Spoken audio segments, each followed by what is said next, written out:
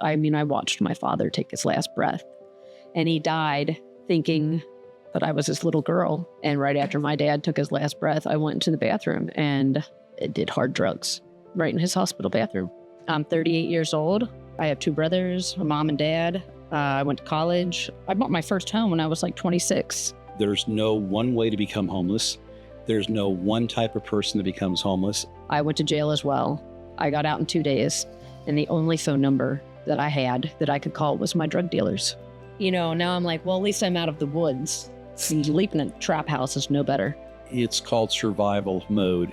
I'm off the streets. Now I'm under the thumb of my drug dealer. However, there was a predator in his home. A man much, much, much older than me, that it was his home. I didn't have a way to make money. I mean, you got to pay rent in some form or fashion. You're in the situation of, well, you've got something I want, so take your clothes off. There were times where I just wanted to die. I hit my knees and I prayed, and I asked God to just help me. And he showed up tremendously. And the next day, a group of people said, we're going to Matthew's Hope. And I walked in and I was overwhelmed with this feeling of hope. A group of people that care about me and want to see me succeed. I have a bed that I sleep in, and I got 4 walls and a roof. So I feel like I know what I want to do. I want to be there to help because I know how miserable I was and how sad I was and just broken down. That is my goal, is to just be an impact on somebody like me and help somebody. Hi everyone, I'm Tracy Lewis with Imagine Marketing, and in a moment I will turn things over to Pastor Scott, who is the founder and CEO of Matthew's Hope, as well as Shelley Bradford, who is the president and executive director of Matthew's Hope. And they will be joined by Katie, who is a current guest of Matthew's Hope. Welcome to this week's episode of Straight Talk No BS with Matthew's Hope, presented by Imagine Marketing. At Imagine Marketing, we put in the extra effort to craft a tailored strategy for success. Book a free consultation today. In this episode, we continue our Real Faces of Homelessness series with Katie. Shelley, take it away. Thanks, Tracy. Hi, Katie. Thanks for joining us for this episode, and thank you for being willing to share your story. Can you start by telling the audience a bit about yourself and how you eventually ended up homeless? Thanks for having me on, Shelley. My name's Katie. I'm 38 years old. I was born in Cincinnati, Ohio. I grew up right across the river in northern Kentucky. I never anticipated being homeless. I did all of the things I was supposed to. I had a great childhood. I have 2 brothers, a mom and dad. I went to college. I worked for corporate Kroger. I worked for the Kroger company for 17 years. And life happens. Mm-hmm. And I am also an alcoholic and an addict. And I used poor decision-making and coping skills for a lot of the tough times in my life. And after my father passed away 2 years ago, I threw my life away. And I ended up, I got myself into trouble with the law for the first big time in the state of Kentucky. And I didn't want to do it. I wasn't ready. And I packed everything I could, including my dog and my boyfriend at the time. And I joke, but kind of not, my gas tank ran out in West Cocoa, Florida. Wow. And that's where it started. Wow. Okay. And I think it's important that I want to touch on before we go further with this, because there's always a belief of why and how someone became homeless. The general public has bought into a false narrative. There's no one way to become homeless. There's no one type of person that becomes homeless. I mean, Katie just shared, I came from a family of mother and father. I had a good childhood. I grew up, I went to school.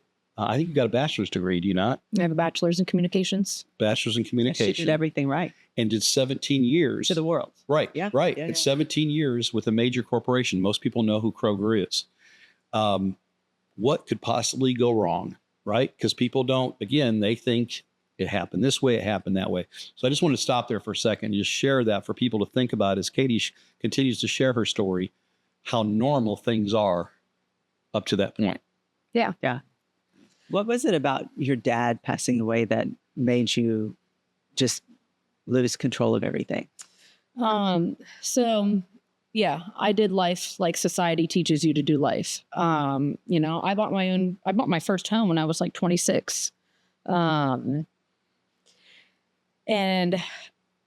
there's not any one particular reason that I will blame for becoming homeless. Excuse me. It's just life and the decisions that I made. And I got married. I fell in love with the idea of being in love and doing life the way that society teaches you to do life. You go to school, get a good job, buy a home, get married, have a family. And mine just looked a little bit different. The spouse that I chose was probably not, absolutely was not the right spouse for me. But I had this vision of what I thought my life should look like. And throughout my career, I had a beautiful career with Kroger. But the company changed. And when a company stopped loving me back the way that I loved them, I decided to end my career. Essentially I was going to be out of a job anyway because of the restructure and reorganization that they were doing. I chose to leave on my own and start a family is what I thought. But it didn't go that way. My marriage fell apart. It became abusive in all aspects, and I ended up going back to live with my mom and dad during the divorce. Mm-hmm. I lost my home and I thought my life was over. Sure. I was, 31 and going back to live with my mom and dad, which I thought, wow, I've just hit rock bottom. Mm-hmm. And I used alcohol as my coping mechanism through all of that. I now see that as I got to spend my dad's last years of his life with him. I'm daddy's little girl. Mm-hmm. Trust me, I'm mommy's little girl too, but I'm really daddy's little girl. My dad is an amazing man. Everybody knew him. Everybody loved him. He was a happy person and he loved me very much. And he was always there for me, even when I struggled really bad with my alcoholism and, my family wanted me to get help and I was being selfish and self-centered and just drinking my life away because I was experiencing a lot of pain and hurt through what I went through with my ex-husband. And my dad was, my mom cut me off at one point in time and she said, I'm done with you. Until you get help and do what I want you to do, I'm done with you. Mm-hmm. And secretly, I don't even know she knows this, but my dad would text me at like 10 o'clock at night, like, Mom's in bed, you can call me. And, when somebody goes into the hospital, a loved one, out of nowhere, prepared to deal with the worst. And I didn't know that my dad was going to die. And I should have been there for him more. I should have gone to the hospital more. And I shouldn't have, at this point in time, I was fully engulfed in my drug addiction. Mm-hmm. Am I allowed to talk about drugs? Of course. Sure, Yeah. Nothing's off the table. My father knew something was going on with me. I was using fentanyl and crack cocaine all day, every day, right in my childhood bedroom. Burning through my 401k like I shouldn't have been doing. And he knew, but I think that he was in denial and he didn't want to see his little girl as a drug addict. Mm-hmm. And he'd ask me and I'd lie through my teeth to both of my parents. Do you think they knew it though? They would have had it. How could they not? Sure. And I think my mom would tell you yes, absolutely something was wrong. But they were in denial. They didn't want to see their little girl, their baby, as my mom called me a junkie. Especially you're successful, Yeah. right? The kid that did all the right things, Right. checked all the right boxes. How the hell are we here? Right. It's not possible. Well, it's a disease. And it doesn't help that you become the people that you associate yourself with. And I made poor decisions when it comes to friends and especially men in my life. But I'm still a big girl. I made all my own bad decisions. Nobody put that in front of me and forced me to do it. I made my own decisions, and I very, very, very quickly was fully engulfed in drug addiction. And I lied to my dad about it. And I think that what really spiraled me out of control was, I watched my father take his last breath, and he died thinking that I was his little girl. But I felt like a liar and a betrayer and like just scum of the earth. And right after my dad took his last breath, I went into the bathroom and it did hard drugs. And then in the hospital? Yeah. Okay. Right in his hospital bathroom. Okay. My entire family was there. That point in time, they didn't know.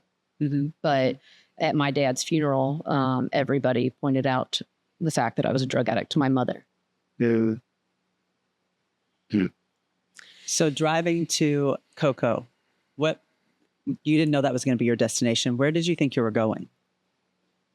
And I don't know.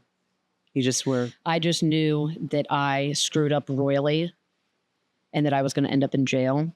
And I was really, really bad on drugs. And I thought, I had this boyfriend that came to Florida with me, and he said, let's go to Cocoa Beach. I've got fond memories of vacationing there with his childhood best friend. And I know, like, whatever, let's just get the heck out of here. I don't want to go to jail.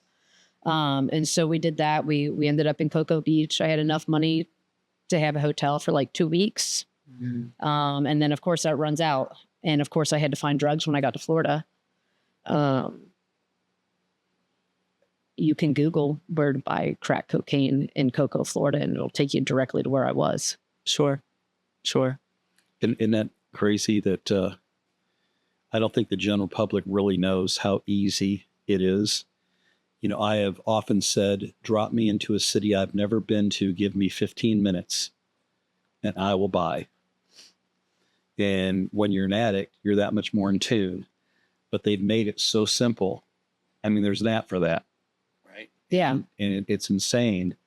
Especially you're trying to work through the trauma she's working through, along with the fact that she's in full-blown addiction. She's run out of money.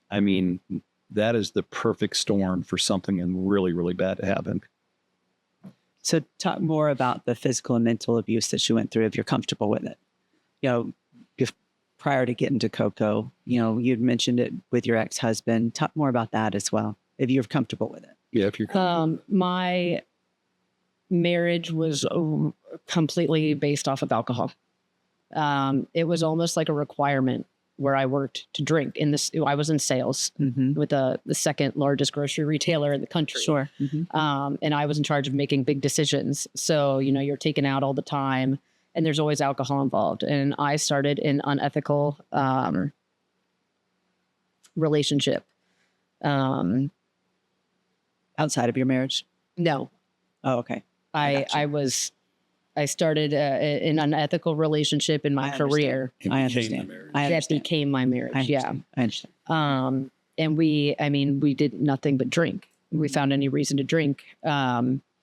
And then when we were on our honeymoon, I had my first encounter with physical abuse. And then it just, my ex-husband encouraged me to leave my career. And with those words of, I got you, I'm going to take care of us, everything's going to be okay. Mm-hmm. And I fell into horrible depression when I left my career. Mm-hmm. I didn't have that routine anymore. I wasn't getting up, and I didn't have purpose anymore. And I still worked under the table, and I did things within the same line of business, but I lost my sense of passion and purpose. And he being told that you're a piece of shit loser, get up off of your rear and get a job. You're a loser. Your life means nothing. Look at what you become. And that really, that took a toll on me. Sure. Because I already felt like it. Sure. And now I've got somebody confirming it. Mm-hmm. And then things would get very physical when we drank, and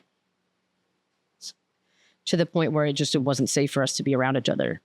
I went to the hospital a couple of times, I also am the one that landed the assault and domestic violence charge. I sold my home and I bought a home with him. And then we started, the divorce was going through, and I had been given the home through our attorneys. But I still wanted that love, and I wanted to be taken care of, and I wanted to work it out. And it was like a 2-week cadence of every 2 weeks he'd come back and I love you and I miss you. And we'd drink and we'd fight and hit and Codependent. yeah, absolutely. And I smacked him across the cheek one night and I went to jail, and I was never allowed to step foot back in my house. I think that people need to hear the saying that you said earlier, I was in love with being in love. Absolutely. There's such a difference in being in love and in love with the idea. And I think so many people fall in love with that idea of being in love, not the true, genuine love. I think people need to hear that because there's such a difference. Yeah. Yeah. Yeah. Say it's interesting she said that, because I often say that I married the mother to my children.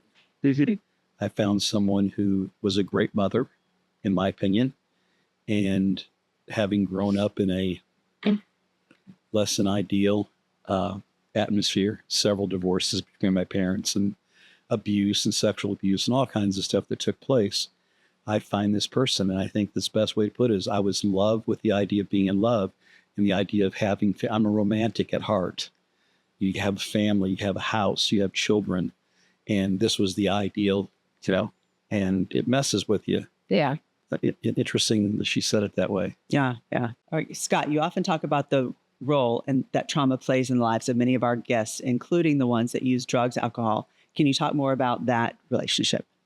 Yeah, I think that, what a lot of people don't realize, and I'm not sure I fully realized, even not coming out of my own homelessness and my time of addiction, what have you, just how much trauma plays a role in all this.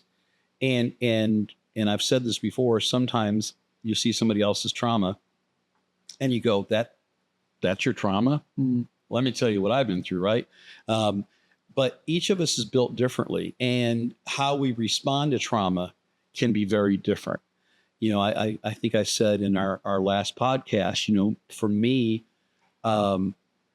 failure was not an option, because I was told and was reinforced that I'd never amount to anything. I was basically blamed for everything except my own birth. And I think somehow I played a role in that. That's how I felt, at least, growing up in that situation. And so even today at 3 years old, that little voice will get in my head sometimes. I mean, I'm 63. I'm still waiting for the other shoe to drop of becoming homeless again. And feeling like I am an imposter is the best way I know how to talk about it, because I know what I've done. And there's many things I'm not proud about that I've done. I know it was done to me.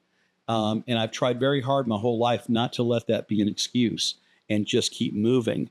At the same time, I was built with something in me that kept me moving forward, but that didn't necessarily mean that I was learning how to deal with it. It simply means I learned how to compartmentalize it, put it back, and keep moving forward. And I think it's really only been the last, honestly, even within my time of starting Matthew's Hope 16 years ago, it's really been over the last 15, 16 years as I've been fully into all this day in and day out.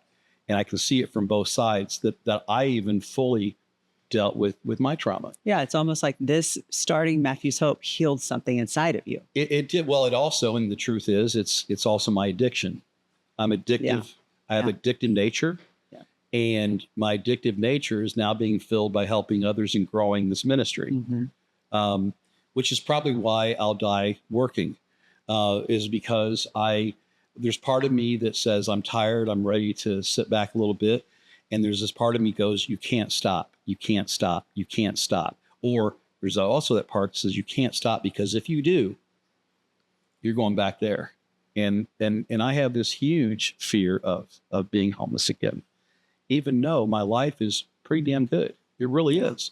I think that sometimes what the general public doesn't often understand is that most everybody we serve, when you sit down with them, there was a level of trauma that kind of set a trajectory for them and what their future looked like. And Katie said something really important earlier. Show me your friends. I'm wording it a little bit differently. Show me your friends and I'll show you your future. Yep. When you start to fall into that, what happens is, well, and I'm hanging out with people drinking. We're all drinking, so we're all okay. Yep. Oh, now I'm doing drugs with somebody. We're all doing coke, and we're all seem to be functioning okay, so we're all okay. And then we get this attitude, well, at least I'm not. My big thing, Kay, was Shannon and I laugh about this at times, and it's not laugh, ha, ha. I think sometimes it's like, oh, God, can you believe we're alive? But my whole thing was, well, I never stuck a needle in my arm. No, I don't know if you know what purple microdot is. It's acid. I don't even think it's available anymore. I don't know. I've been so far from the drug, but you would put it in your eye. Yeah. Because it would give a straight, you're mainlining into the brain, right? I could justify putting acid in my eye. Okay. That didn't faze me, but you putting a needle between your toes so somebody wouldn't see it. Oh, how disgusting you are. Wow. Isn't that crazy? But it took me a long time to realize that, no, I'm just another addict that just found a different way of covering my tracks, so to speak.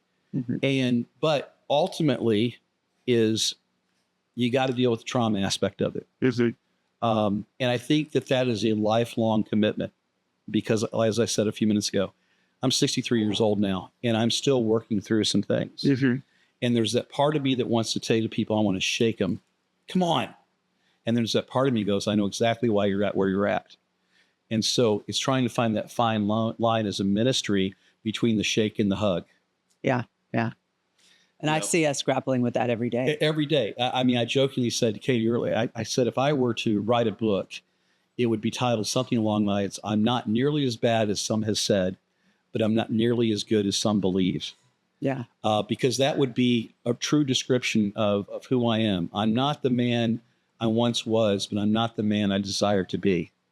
And I think that's a healthy place to be, is understanding your own addiction, understanding where you fill things in to meet your addictive nature.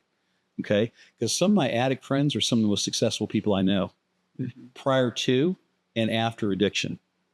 Because what was ever in there to get you 17 years of Kroger and through college to get your degree, it's still there. Yeah. Even if the general public looks and goes, I don't see it. Okay. Well, sorry, that whole judge a book by its cover. Why are we listening to that? In today's society, we're judging books by the cover every day, but we have no idea what that person's been through or what their battle is. Right. So I just think it's really important that people understand that trauma is a real thing. And whether it forced you into homelessness or however you want to say that or not, counseling is a really good idea in working through the steps of recovery. Okay. Go ahead. Go ahead. Becoming homeless is a trauma in itself. Oh, that I tell people all the time, you didn't have a mental health issue before you became homeless, you will afterwards. Because there's no worse feeling than literally now everything's gone. Where do I eat? Where do I sleep? It's terrifying. And it duplicates addiction. I used to tell people I used to have to get up, have a little bump in the morning, get myself going. And I had to do that throughout the day to function. With homelessness, you get up, where do I eat? You eat. You really are literally when you're already focusing on when you're going to eat again. And then after that, where am I going to eat again? And then after that, where do I lay my head tonight?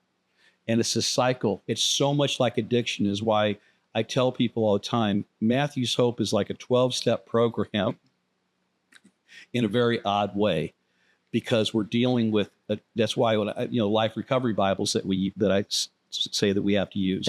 Is that's part of it. It's life recovery. It's not just recovery from addiction. It's recovering from whatever it was that got you here. And where do we go from here? Okay. So when you ran out of gas in Cocoa, what was next? What happened next? So I had a vehicle. I had enough money to stay in a hotel for a little bit.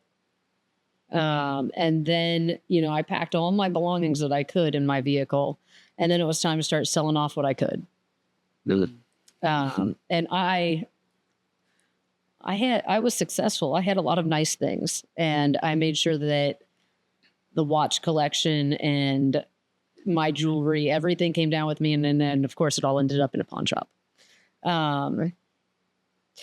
So crazy you say that. 'Cause Katie, I sold off all my toys till there was nothing left. I mean, To hear her say that is kind of like, she kind of took me back to that place. I didn't go to the pawn shop, but I figured out, because I had every toy. I had the motorcycle, I had everything. I had a Mercedes Benz. Wow. And I thought about, I knew that. and I thought about, I could get a car. Then I thought about, where am I going to sleep? I have to have my car. house. That's my house right now. And so we stayed in my car. And so I thought that I was some like wanted fugitive on the run. And Sorry. is the truth. So in Cocoa Beach, very quickly, I think I was down in Cocoa for about, I don't know, maybe 3 weeks. And I got arrested for lying about my name. Oh, wow. Okay. Fugitive on the run. I did. Well, before I left Cincinnati, I paid somebody a whole lot of money for a new driver's license and a new license plate. And it worked 3 times on the way down here. Because I got pulled over 3 different times on my travels, and it worked. The 4th time it did not, and I got arrested for lying about my name. The boyfriend that was with me at the time, he was also arrested, and my poor dog was taken by the sheriff's department animal control. So I spent 17 days in Brevard County for the first time. And when I got out, I didn't even have a phone. I had sold my phone. I had nothing. I had absolutely nothing except the flip-flops, the dirty pants, and the tank top I was wearing. And I started walking. And the only place I could think of to go to was the place that I found drugs. Because that's the only area I knew. And so I walked, and I found the boyfriend in the homeless camp at the bottom of Lime Street. I have a wonderful mother. She did help me get my car back. Gotcha. And so then I was the girl with the Mercedes parked outside of the homeless camp, and that's where I lived for like 6 months. We were in a tent in the woods. The very next day was the first time that I went to Matthew's Hope. People from the homeless camp told me, we got a place we're going to take you. They're going to give you some new clothes, and you're going to get some food. And I didn't know what to think. I thought my life was over. Like, just give me a shovel. I'll start digging my grave. Like, my life is over. I'm in a homeless camp. And then I got my car back, and then my journey of homelessness started. I went to Matthew's Hope. I got a shower. Oh my God, it was the best shower of my life. I need to go take a shower there. I hear that so often. Best shower of my life.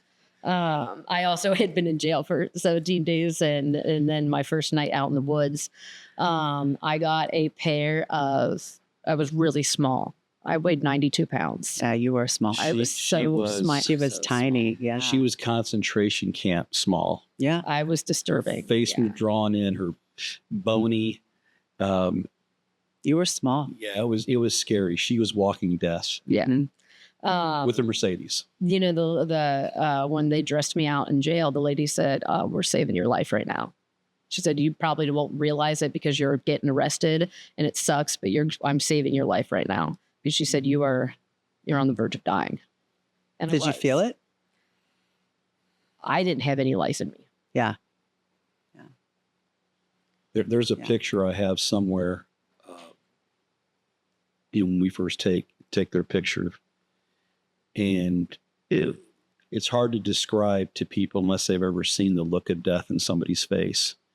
But there was no life in Katie's face whatsoever. It was just, she was just there, just a being at that point. But you see the sparkle in her eye now, and you look at that and you go, how is that the same person? Now keep in mind too, we see her after 17 days in jail, chances are she put some meat on her in that 17 days. And she still, when we saw her, was, just nothing. I remember her. Nothing. I remember you. Yeah. Yeah. So what happened at the homeless camp that you were living in? The homeless camp was a great community. It was on private property. We had city trash. We raked the ground every day. It was very clean. It wasn't like some of the homeless camps that you see that are just mounds and piles of garbage. There were maybe 6 to 8 of us when I got there. It grew as the sheriff's department started shutting down all the homeless camps. It grew. I think that the biggest it ever got to was about 16. And there was a line that divided the sides. I was on the retired community side. We were quiet. We kept to ourselves. I came and went as I pleased. I had a car, so I could make a little money here and there. Relied heavily on Matthew's Hope. Every Monday and every Wednesday, I was up at 8 a.m. waiting for Charlene to come down the street, beeping the horn so that I could get my food, because on Monday morning, I probably hadn't eaten for 2 days. So the homeless camp, even like staying in the homeless camp, the boyfriend that I had with me, he got arrested several times. And it was scary. I was in a tent by myself. And which as a woman itself, about a third of the people we serve, a little over a third now, I think we're running about 35% or so are females. And as much as I can tell you it's tough to be homeless, I cannot imagine being a female out there with, first off, female issues. Let's just be blunt about it. Female issues, which are very different than what us guys go through.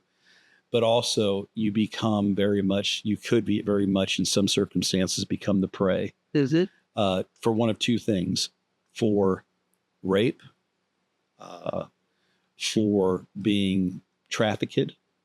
There's all kinds of things, or just for nothing more than being abused from the standpoint that you're not going to fight with the men there and you're going to do what they ask you to do. And it may not be of the sexual nature, but they're going to have you do whatever they don't want to do if it's that kind of case. It's crazy how she says there's a line drawn. I want people to understand this also. All camps are not alike and all homeless people are not alike. There was a camp here in Winter Garden years ago that literally had, there must have been 100 people in the camp. It's right down the street from here. And they had no less than 8 different sectioned off areas.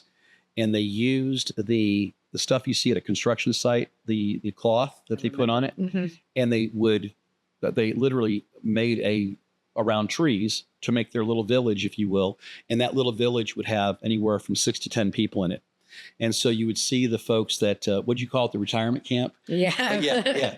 But you'd see, you'd see like the druggers, the drinkers, the Christians, because you always have that Christian community out there. You'll see it was broken down. And then there's someone often that is kind of like the mayor, if you will, that kind of makes sure that everybody coexists in some way. And again, I don't think people understand that the hierarchy of life as we see it every day happens in the homeless community. Very much like that, which is good and bad, because depending on who that person is, they can also be very much of a dictator and dictate exactly what you are and are not going to do.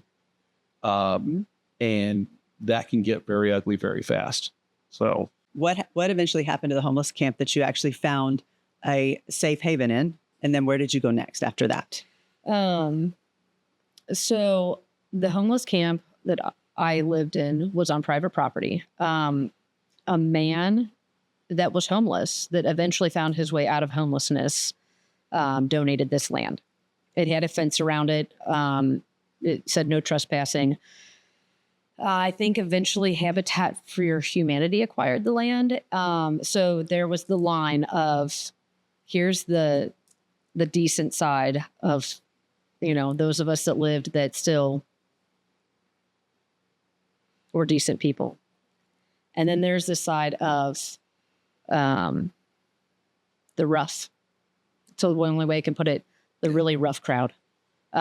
People that have probably been homeless forever, or that's the only thing that they know. The thieves. The people doing drugs right out in the open. And you can only get away with so much. So the sheriff's department did eventually shut down our camp because of the thievery. People stealing from the 1-9 station or the BP station or Dollar General and always getting caught, and it always came back to our camp. And I was not there. They did it 3 different times. The sheriff's department came down and trespassed everybody. I was not there any of the times. I still have not been trespassed from that land. However, we had 24 hours to get out. Mm-hmm. And so our community, there were the 2 chiefs, Roy and Christine. And they kind of maintained everything. Great people. They took care of me. They fed me. They gave me my first Matthew's Hope bag. When I was alone, like when my boyfriend got arrested and they made sure nobody messed with me. Just genuine good people. But Roy ended up getting arrested, and Christine went about her way, and everybody just kind of disintegrated and went their own way. I ended up staying in my car at the Flying J. You can pay $10 a day and you can park and sleep in their parking lot. And I did that for like a month and a half until the boyfriend that I came to Florida with, he got put on probation and he eventually got picked up. We were over in Merritt Island and he got picked up and he went to jail for a while. I went to jail as well. I got out in 2 days, and the only phone number that I had that I could call was my drug dealer's. And he opened his home to me, which, now I'm like, well, at least I'm out of the woods. Sleeping in a trap house is no better. It's called survival mode, and it is the worst place to get caught up in because you feel so trapped that you're really picking what do I believe is the safest, worst of the worst situations I can be in. I'm off the streets. Now I'm under the thumb of my drug dealer. So what was that like? What came next after that? It was horrible. I mean, I'll be just completely transparent and honest. That's what we want. I was a cute, young, white girl with a Mercedes-Benz. My mom, again, coming in strong, always helping me out. She helped me get my car out of impound. And so my drug dealer is a decent person. Of course you can stay. I mean, he's a drug dealer, but he also was going to make sure that there's Katie and she's all alone. Like, yeah, I'm going to let her come stay and make sure, she's not stuck out in the street by herself. However, there was a predator in his home. A man much, much, much older than me, that it was his home. And now I'm there, and there went the keys to my car. And then I didn't have a way to make money. And you got to pay rent in some form or fashion. And that's when you get that. You're in the situation of, well, you've got something I want, so take your clothes off. Mm-hmm.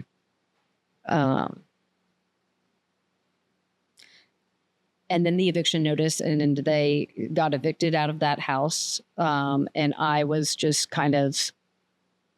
we ended up at the Budget Inn. And again, the only person in the state of Florida that I know, and maybe it's just the addiction. It's absolutely drug addiction. It was drug addiction and hopelessness. And you've now sunk to a lower low than you thought you could possibly do. Yeah. I'm still the girl at Kroger. Here I am. So for 3 months. By the way, I got to tell you again, I'm proud of you.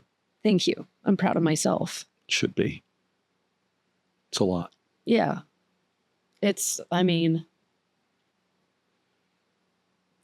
Sometimes I still kind of think back on at least the last 2, 3, 4 years of my life. And I'm like, was that real life? is this real life? Is this really?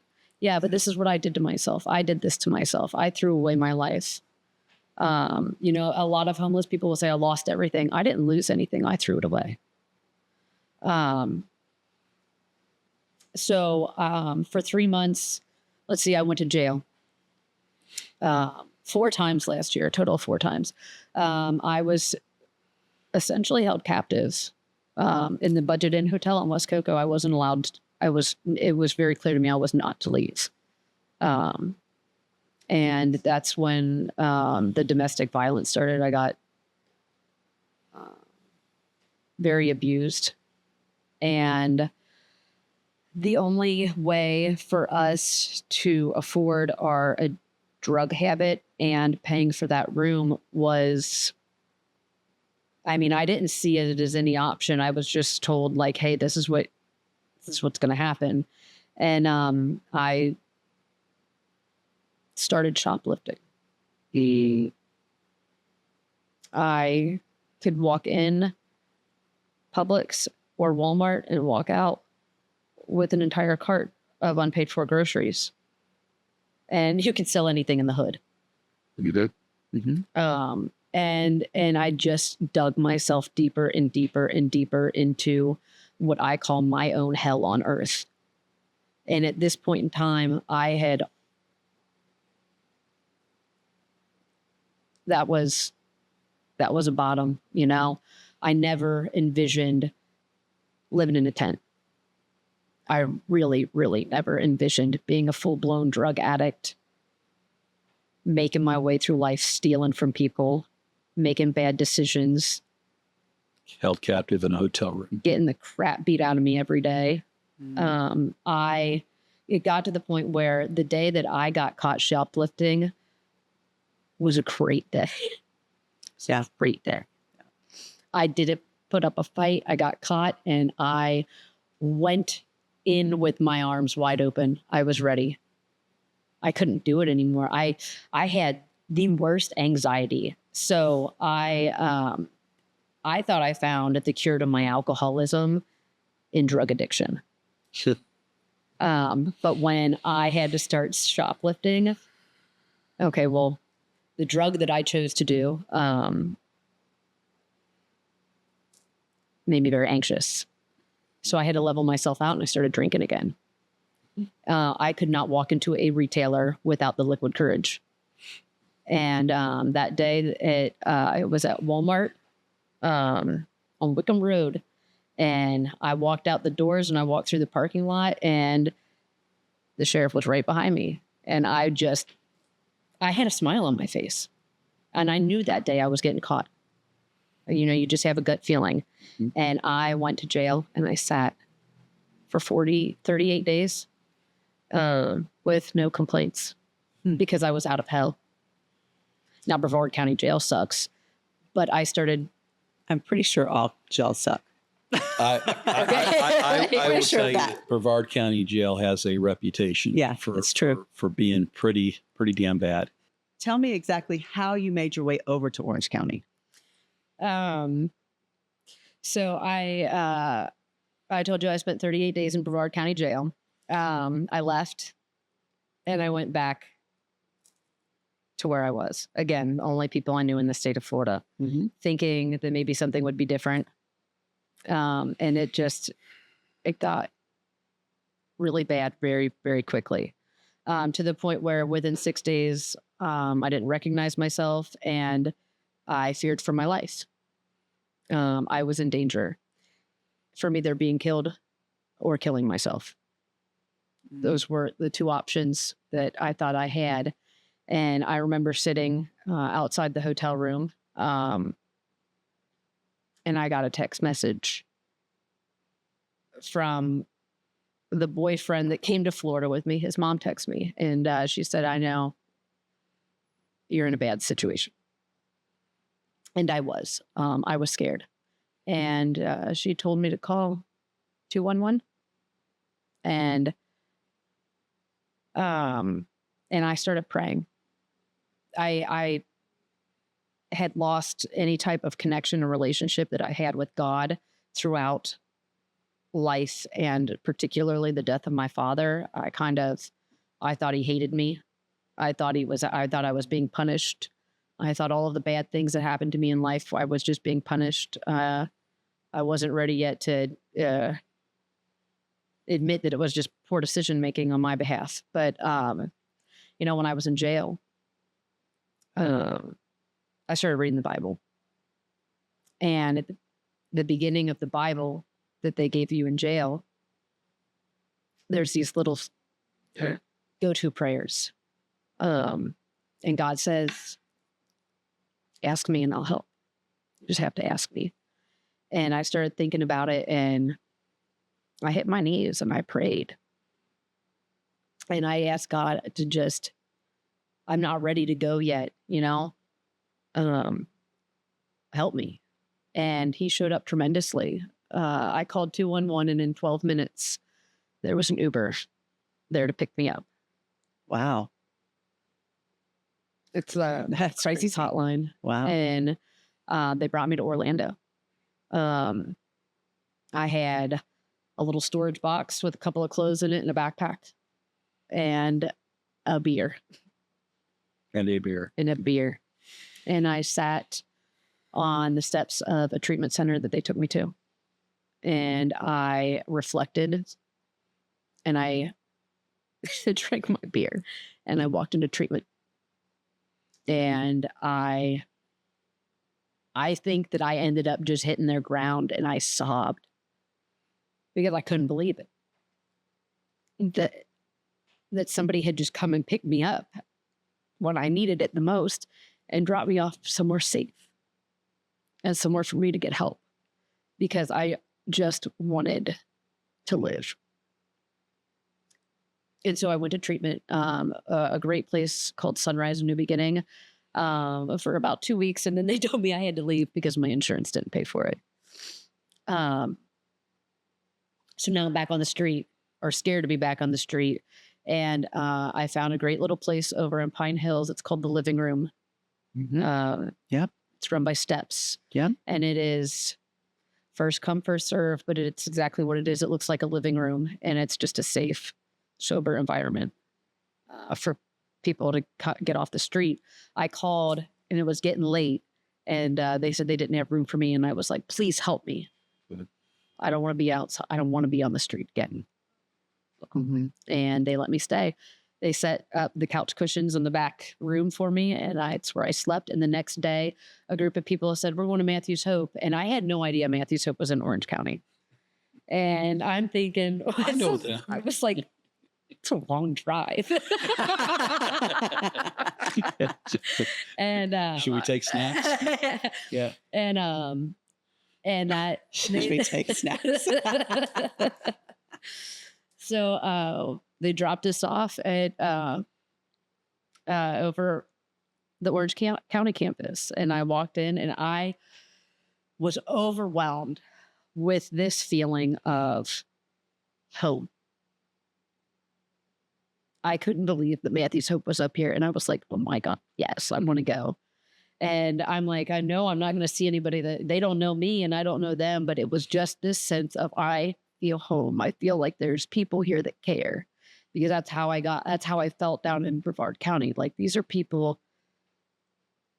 If I haven't told Charlene and you guys thank you enough for the things I didn't know. I know I'd never experienced homelessness before, but when I walked into Brevard County and there was a girl volunteering, or I don't know if she was in the program, but she couldn't find shorts to fit me. And so I gave the shorts back because they were too big. And I just said, just give these to somebody that will be able to wear them. I'll put my pants back on. And then I mentioned about just getting out of jail. And she's like, I got you. And she went and 10 minutes later, she had a pair of shorts that fit me. And I was like, oh my God, like, these people are amazing. There's people out there that like care that much. And so I was just overwhelmed when I walked into Orange County. And the first face I saw was Jacob with this big old smile. And then I met Daniel. Okay, so when you actually met Daniel and Shannon, and they introduced you to the Moving Forward program, and you they talk to you about joining the program? Tell me a little bit more I'm going to about. stop you just for a second if I can. And I keep your thought. Well, you got it in front of you. Yeah, I'm cheating. I want to make sure that the folks that are listening or tuning in, that they're also hearing everything that Katie's saying, because the minute her insurance wasn't paying, she's out. Yeah. I have people saying all the time, well, all they need to do is blah, blah, blah. If it was that damn easy, I could fill the places up. Yeah. The truth is there's very few places that can run on nothing. And they're set up and designed to take insurance and different things like that. The people who need the help the most often are the ones who can least afford it. Okay, so you have that problem. You also have a thing of capacity. A lot of times when they hit capacity, they go, we're done. Mm-hmm. You know, one thing we've never done is say we're at capacity. We'll just figure it out. Fortunately, the living room got outside the box and said, come. Yeah. But she also advocated for herself. Yeah. Don't let me stay out here. You know, and again, I don't want to, you know, most of the people that know me know that, yeah, I'm a pastor and all that, whatever the hell that means. I'm not a religious guy, but I am a God's guy. And if you listen carefully through the first episode with her, and now you can see where God just is peppered in through there all the way through to where it was, she ends up at the place that says, hey, we're going to Matthew's Hope. And I think it's hilarious. She's thinking that's a hell of a drive for some food and a shower. Yeah. Nothing closer. Yeah. But again, look how that worked. Yeah. Okay. And then to see someone like, I mean, who would you much rather have anybody greet you at the door than Jacob? Oh, yeah. Okay. His smile is so infectious. Yeah. And he looks like, Jacob, I'm sorry if you're watching this, you look like you're about 12. He does. Okay. He looks so young. Okay. But his, again, the joy he's experiencing in the program and pulling his life together is just beaming out of him, that when someone like Katie comes across and goes, wow, okay, this affirms what I thought I saw over there. And these people are just like the ones over there. They're just wanting to know, you know, what's our badge say? How can I help? Right. Right. How can I help? So anyhow, I want to make sure that people hear that understand the God aspect of this. We're, like I said, we're not a religious organization. We are a ministry. The God aspect is there, but also understand how difficult it is to get into any program. Mm-hmm. It's expensive. It's hard to get to. It's few and far between. Most of the funding out of Washington and out of Tallahassee in Florida has gone away. Yeah. People think it's free. Yeah. And well, they even think the shelters are free. Yeah. Well, they just got to go down the shelter. Well, do you know it costs money to spend the night in the shelter? Yeah. People have no idea. Everything costs money. Yeah. And when you have nothing, unfortunately, when you have nothing, you will do things.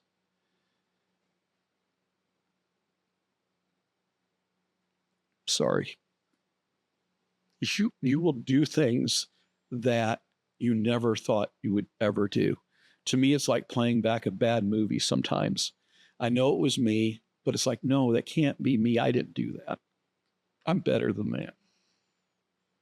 So we referred to Jacob, and anybody who wants to know Jacob's story, his story was episode 90. And it's good. And It is good. Mm-hmm. We did his mom or him His mom. first. Oh, I don't remember which I one. can't remember. So, okay, yeah. So watch Jacob's episode and then watch his mom's episode afterwards. It's really good. So sorry. Yeah. Yeah. I'm sorry, Katie. There I you go. just, All right. All right. you know So, how it sometimes comes back on you. right. Okay. Yeah. All right. Yeah. So you met Daniel and I can't even say their name. Daniel and Shannon. And they brought you to Matthew's Hope to actually join the Moving Forward program. What led to that? And what did they tell you about the program that made you actually think, I want to do this? So Daniel sat me down. He wanted to update my picture because my Brevard County picture was Sir. Not the same. Not the same person. Disturbing. It was not the same Disturbing person. is right. He said, "Oh my God, Yeah. you were on drugs." That's Daniel. Yeah. And I The ice said, cream "Well, man. yeah." I said, "Well, yeah, I was." And he said, "Are you on drugs right now?" And I said, "No, I am 2 weeks clean." And he said, "Are you trying to get your life back together?" And I said, "I want nothing more." I said, I just went to treatment. I went to detox and then I went to treatment and they told me I had to leave.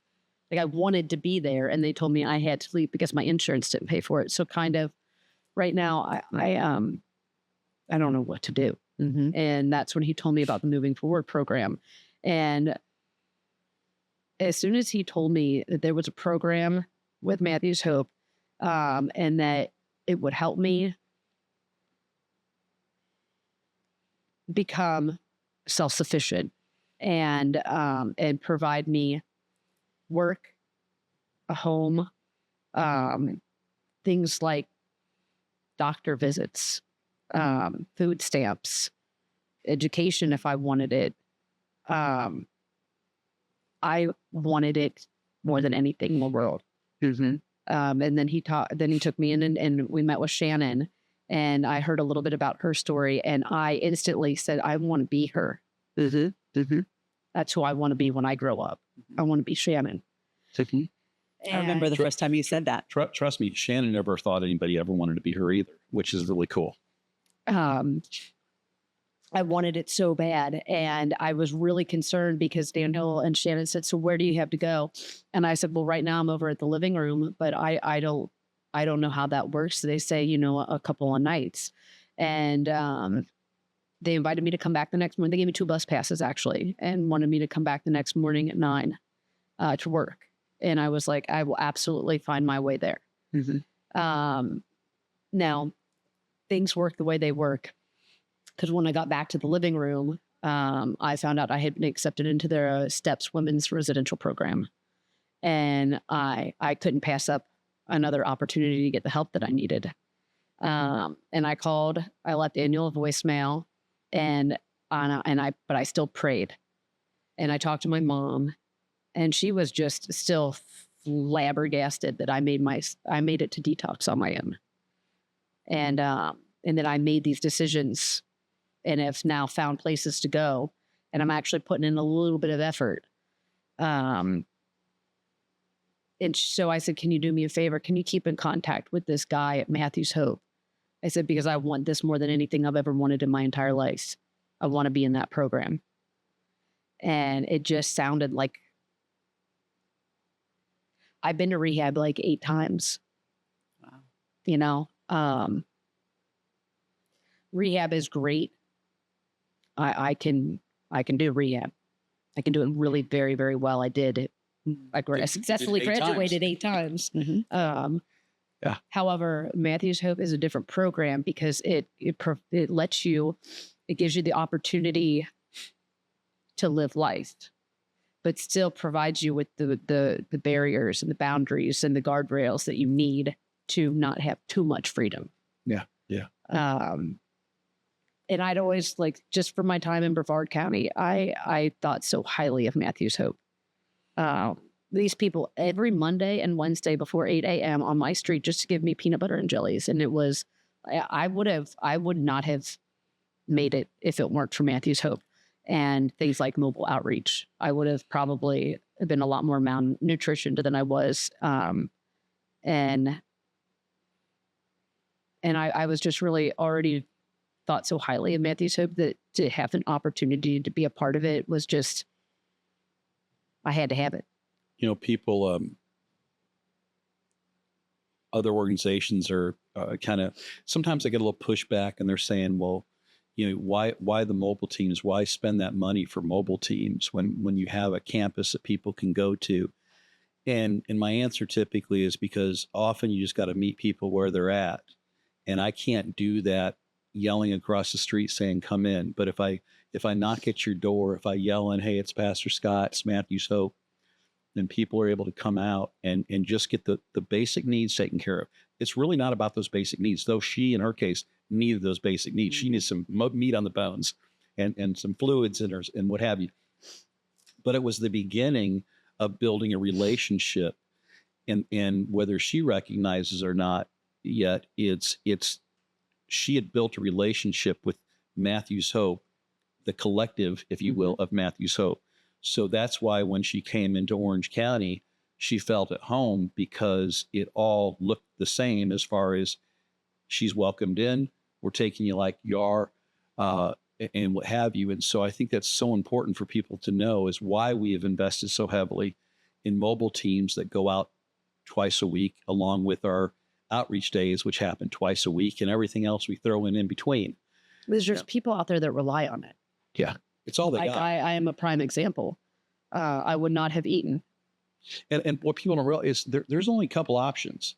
Yeah, there's a couple places that feed here and there. Most of the places that offer food have food that is perfect for someone in poverty, but not good for someone who's homeless. And there's two very different things there in a lot of ways. But when it comes to food, you don't have a place to prepare food. You don't have a place to store. You got to eat whatever's there, and whatever is done, you throw it out or you're going to get sick. So, and there's people that still, whether it's pridefully or just the part of them that they understand right and wrong, they're not going to shoplift. They're not going to steal. They're not going to panhandle. So whatever happens, that little bit of time that we see them is what they're going to get. And then some people say, well, don't you eventually just force them to come in? The answer is no. We encourage them to come in. But some people, again, the anxiety level of the homeless has always been high. It's at an all-time high. Yeah. Now when you're constantly looking over your shoulder, am I going to be arrested simply for falling asleep on this bench in the middle of the day? Yeah. Public camping. No, you were sitting on a bench, you nodded off. There's nothing camping about it. We're not singing songs and making s'mores, right? I don't know about you. My time homelessness, I never once had s'mores, nor do we sit around the campfire singing, okay? So when I ever hear the camping law, I'm going, oh, who's bullshitting who? Okay, there's no camping here. And I've told that to Rusty, the Mayor Rusty and Ocoee and what have you, and other places. And this is not camping. These are people that have no place to go. And for the amount of money we're wasting and spending, incarcerating them, doing all the other things, we could be doing so much more for less money. Right. And punishing people for simply falling on their face is ridiculous. Agreed. Sorry. Agreed. But I let that little outburst go. I was going to pop an eyeball out or something. All right. So now you're in the transitional housing. Tell me how that's changed your life.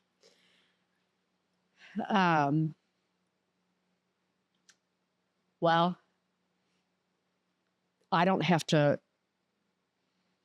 I have a purpose. Mm-hmm. You guys allow me to come in every day, and I get to help people just like the person that I was. I am completely, I feel it's a home. It's a family. It's a sense of a group of people that care about me and want to see me succeed. Like, I don't have to worry. I have a bed that I sleep in. Is it? And I got 4 walls and a roof. And I don't have to worry. I mean, this is about 30 pounds. I mean, I don't have to worry about where my next meal is coming from. And it is just, the people at Matthew's Hope genuinely care.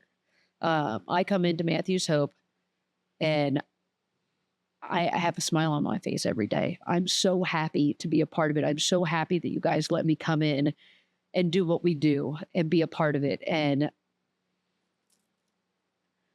I have gone to the doctor. I have gone to the dentist. I have the chiropractor. I am doing things and getting the help that I need that I have been neglecting for however many years. I feel like I have a purpose. I experience joy and happiness, and I don't live in complete fear and chaos anymore. And, you know, I have a wonderful role model. Shannon's amazing. Like I said, I want to be Shannon when I grow up. And just to have people that don't know me be willing to take a chance on me and want to help me. Because I think when you think about homeless and drug addicts, you know, that could be risky. And to have people see something in me and want to help me help myself, give me the tools and utilities that I need, because I didn't want to be a homeless drug addict, breaking the law. And, you know, I didn't want to be that. But you get so far into it. Sorry, excuse me. You're okay. You get so far into it that you don't know how to get out.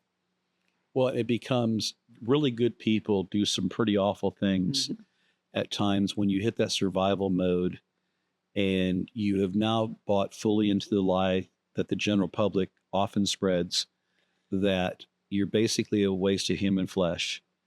And I am so disturbed by some of this, because even as, you know, we're introducing our sleeper buses, and I'm sitting down with churches, and just like when I started Matthew's Hope 16 years ago, when I went around to churches and said, would you consider housing people overnight, just sheltering them so they have a safe place to be when the weather is dangerously cold? And the question 16 years later is the same question that was given me back then.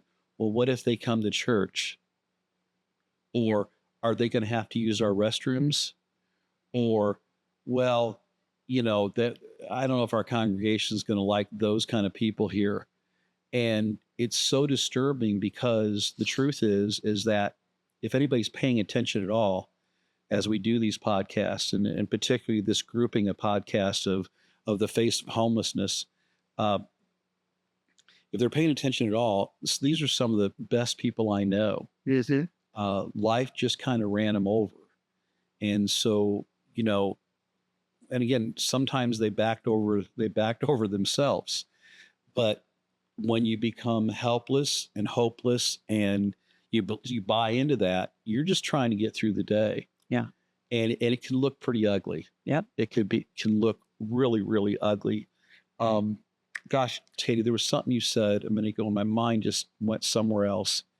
I hope it was life-changing, because I forgot. So how about if I ask this question? Tell me, what are your goals just to be in the moving, while you're in the Moving Forward program? What are your goals to get to graduation? Whatever that looks like. Graduation could be a year from now, could be 2 years from now, it could be 6 months. What do you want your goals to be? Oh, hang on. Don't answer yet. I know, because I'll forget. Okay. You mentioned helping other people. I want people to understand this also, that we literally allow those that are moving true. We see them moving forward.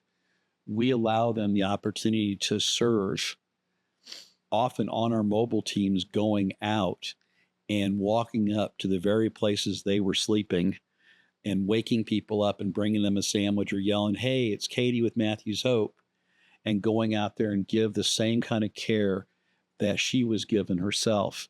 And I think this plays a big part, because sometimes we don't know how much we have until we give ourselves away. And sometimes it's not bad to be reminded where we could be. Okay. That's, to me, I always get reminded. And sometimes it's not a reminder that feels all that well.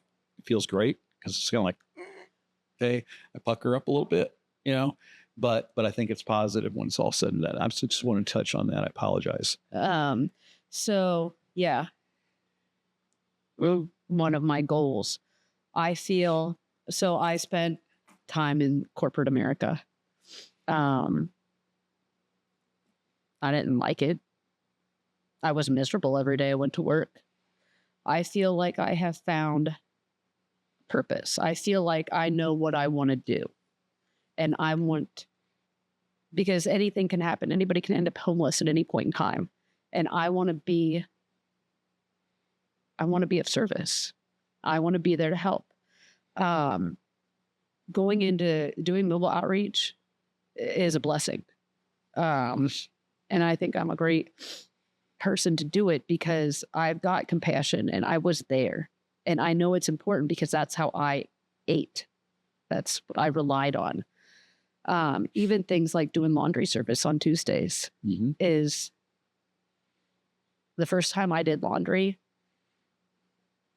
Well, my first load of laundry was dirty and wet and moldy and soiled. And I sobbed because those were my clothes. Good. And I was so embarrassed to take my dirty clothes to Matthew's Hope. I couldn't believe somebody else, but you can't help it. You get caught in the rain and everything gets soaking wet and then it gets mildewy and stinky. And I mean, come on, let's be realistic. I'm living in the woods and I still have female things come up.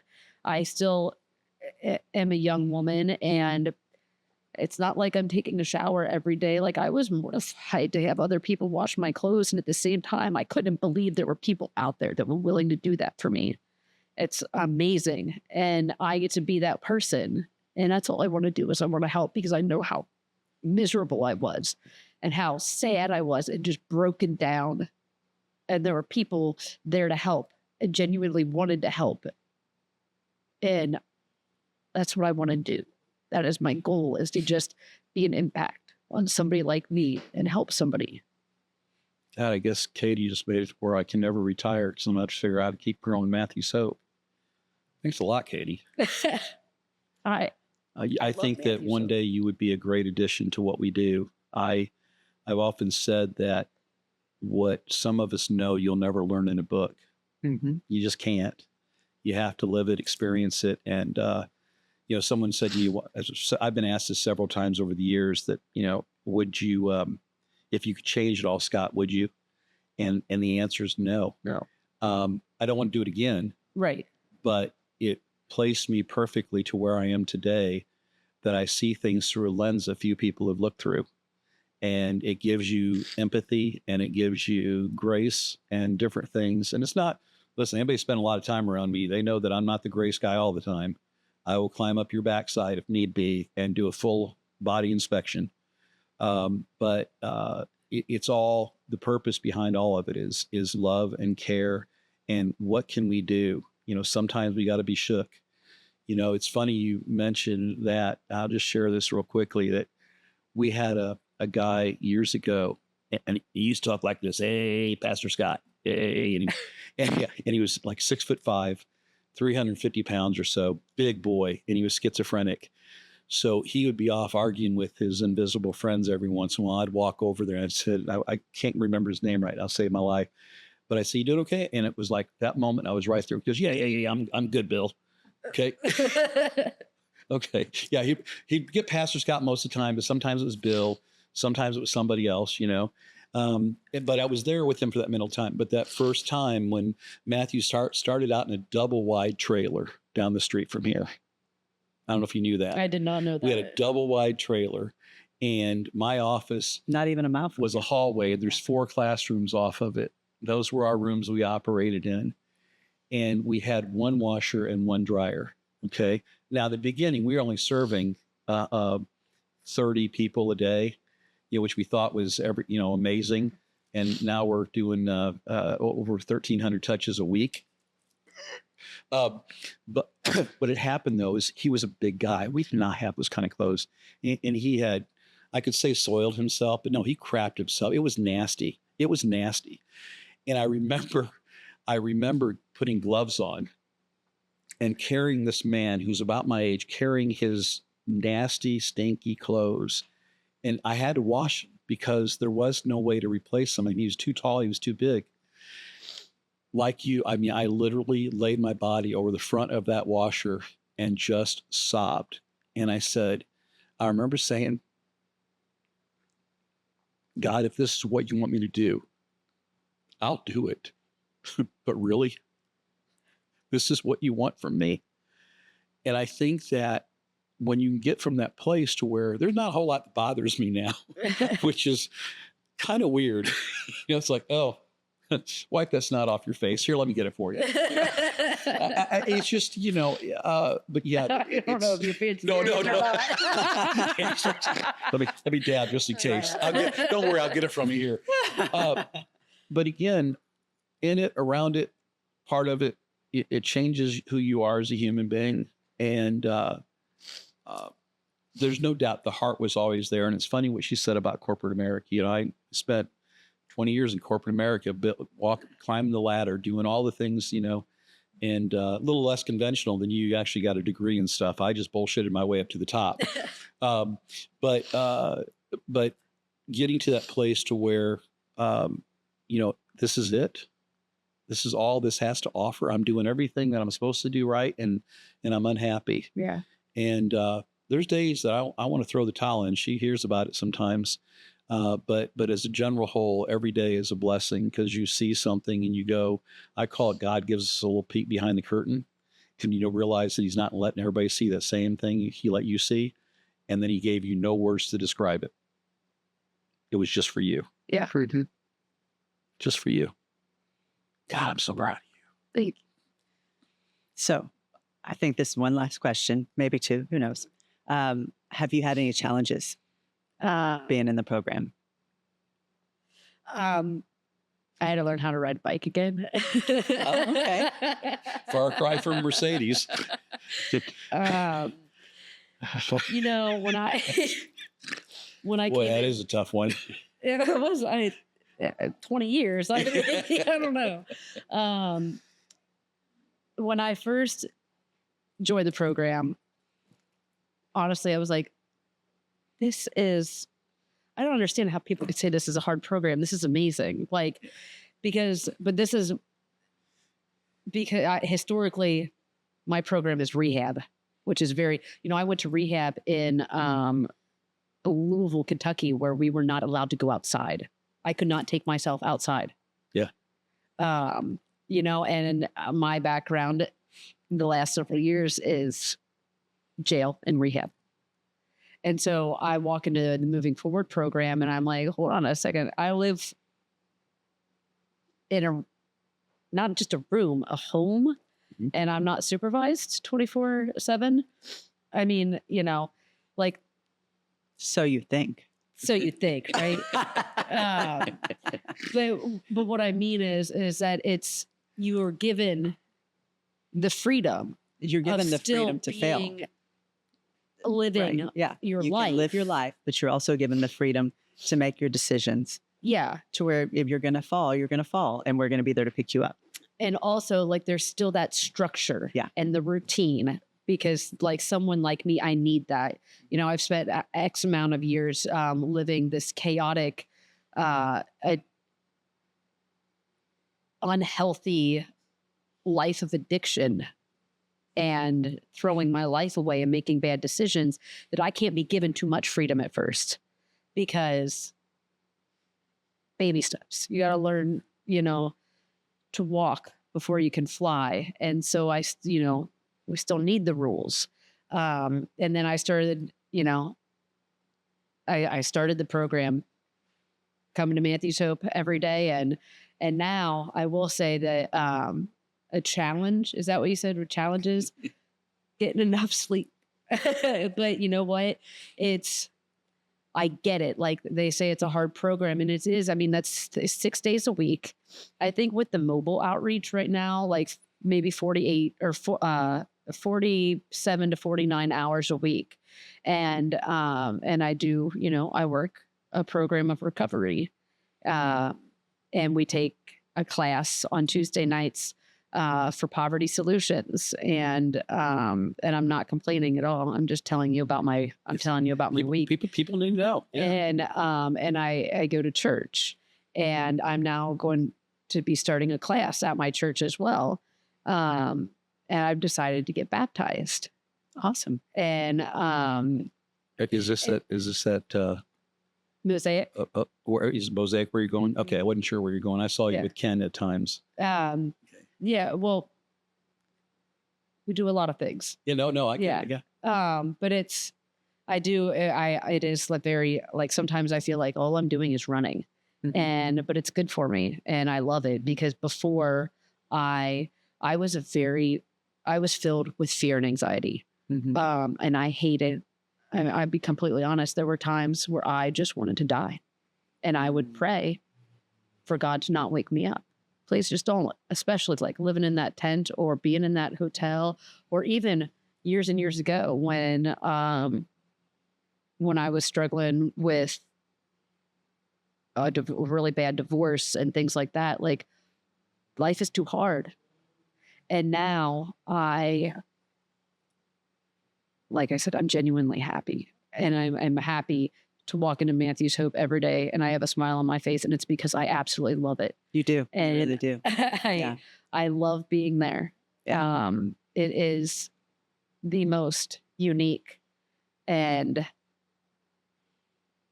it is just such a beautiful organization. What you've done, the whole operation and organization that you guys run is incredible. And I'm beyond grateful and thankful. And I'm just excited to see where I go. My favorite thing you've said is, I just want to live. Mm-hmm. And I think that when we get to that place where, you just want to live. Mm-hmm. I had that same prayer at times. Just take me now. Don't make me go through any more of this stuff.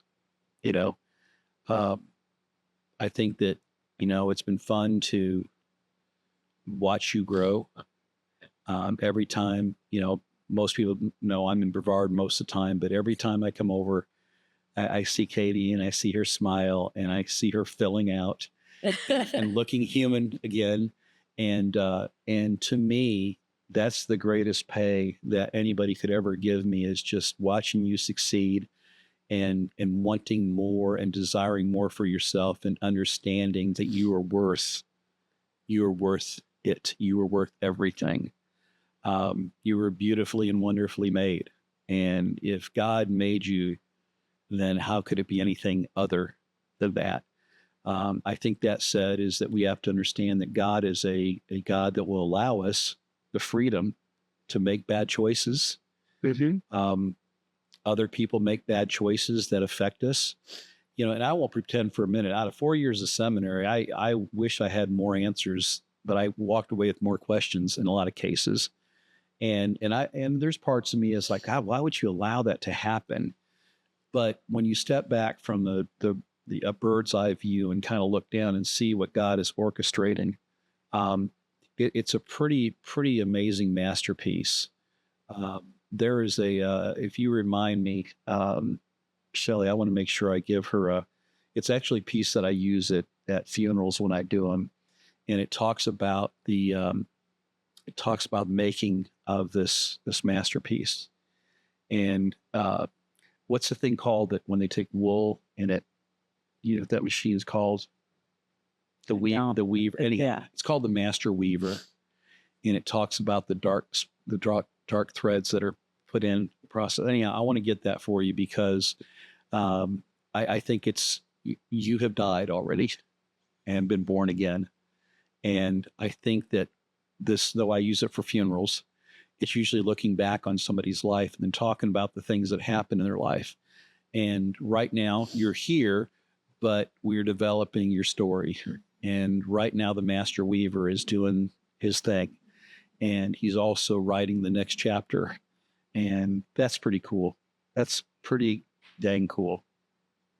So we actually started this whole series of the Faces of Homelessness because we really wanted people to see what people only see one side of Matthew's Hope, whether they're sitting here in our store, which it's a part of Matthew's Hope, whether they see the mobile teams out, or whether they see our building on Highway 1 in Cocoa, or our building here in Winter Garden on Story Road. Or our preschool. Or our preschool. So people just know the part of Matthew's Hope that they see in that moment. So a big part of why I wanted to start this podcast anyway was for people to know what we do. What is this really about? And there's a huge financial piece to all of this. And I think that you have helped us lay that foundation and add to our foundation to where people know, you are working, and Matthew's Hope has to pay for that somehow. And I think that you have helped lay that foundation and lay that groundwork for people to see. There's a reason why we need the public to help, support Matthew's Hope, because we can't do it on our good lucks. It's not smoke and mirrors. That's for sure. I wish it shows. It's not for sure. You know what? I'll share this one last thing with you. I said we did it double wide. Our budget 2010 was $75,000 for the whole year. Okay. we can't get through a week on 75,000. Okay. It's just really crazy, the millions and millions of dollars and where we're at today. But the very cool thing is when we get to sit down with someone like you, Katie, and I appreciate your transparency, because I know that's not an easy place to go. One, because I know that feeling it. I had a couple of them today with you that comes up. It just kind of, oof, God, where'd that flood come from? And I promise you, for whatever it's worth, those will happen to you the rest of your life, or at least I know up until 63, they happen. I'm assuming this will happen until the day I die, that I will have those rushes of moments where one part is like afraid again, and the other part, I can't believe that I was part of that. And then the other part is like, oh my God, is God so good? And it makes for an interesting, your book is I want to remain in the audience of your life and watch to see what you do next. It's going to be cool. Thanks. I think so too. So is there anything else that you would like to say to people that might be considering supporting Matthew's Hope? Again, thank you guys. I love Matthew's Hope. I hope I get to work for Matthew's Hope one day. I kind of, yeah. Look at her putting out her resume. I know. And I'm already thinking, okay, my mind is working. You do the work, we'll talk. You do the work. And this is how it happened with Shannon. She had to do the work. She did the work, and sometimes we had to slow her down a little bit. But I would love to see something like that happen, because I think that when we can bring people in that understand it the way you do, it's nothing but a plus. Matthew's Hope has given me, I was where I was and I wanted to get out, but sometimes I don't know how. And you guys have provided me with the tools and the equipment and the support that I needed to help for me to save my own life. And I think that is why I love you guys so much, because you saw something in me. Somebody saw something in me and wanted to make me a part of Matthew's Hope, and has just allowed me to save myself. And we're glad. Me too. All right. Thank you, Katie, for joining us. Thank you. Please like, share, subscribe to our podcast, and help us reach a larger audience.